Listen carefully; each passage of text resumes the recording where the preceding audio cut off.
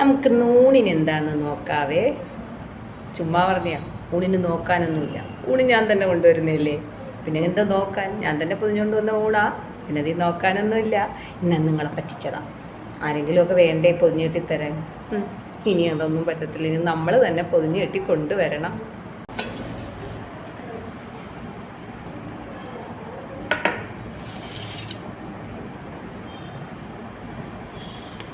ഒളിച്ചിരിക്കുക. 2 മീൻ പൊരിച്ചതൊക്കെ ഒളിച്ചിരിപ്പുണ്ട്. Diet.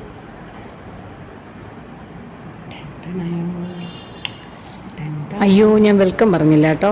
Welcome ഉണ്ട് കേട്ടോ. ഇന്നിപ്പോൾ എൻ്റെ ലഞ്ചിന് എന്താ ഉള്ളതെന്ന് കണ്ടല്ലോ.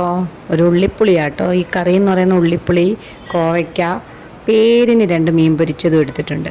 വയറ് നിറച്ച് തിന്നാൻ കുക്കുംബറും എടുത്തിട്ടുണ്ട്. എത്ര ദിവസം ഇത് തുടരാൻ പറ്റുമെന്നൊന്നും അറിയത്തില്ല. ഇന്നലെയും ഇന്നും എന്തായാലും നടന്നു. അല്ലെങ്കിലും ചോറ് ഒഴിവാക്കാൻ എനിക്ക് പറ്റും. സ്നാക്സ് ആണ് പാട്. ഇതെൻ്റെ അല്ല, ഇതെൻ്റെ കൊളീഗിൻ്റെ ലഞ്ചാ. അവൻ്റെ ലഞ്ചും കൂടെ ഓപ്പൺ ചെയ്ത് വെച്ചപ്പോൾ ഞാൻ ആ വീഡിയോയും കൂടെ എടുത്തതാ. എനിക്ക് വീഡിയോ പിടിക്കാൻ ഇതെല്ലാം തുറന്ന് വെച്ച് തന്നിട്ട് എന്നെ കളിയാക്കുന്നത്.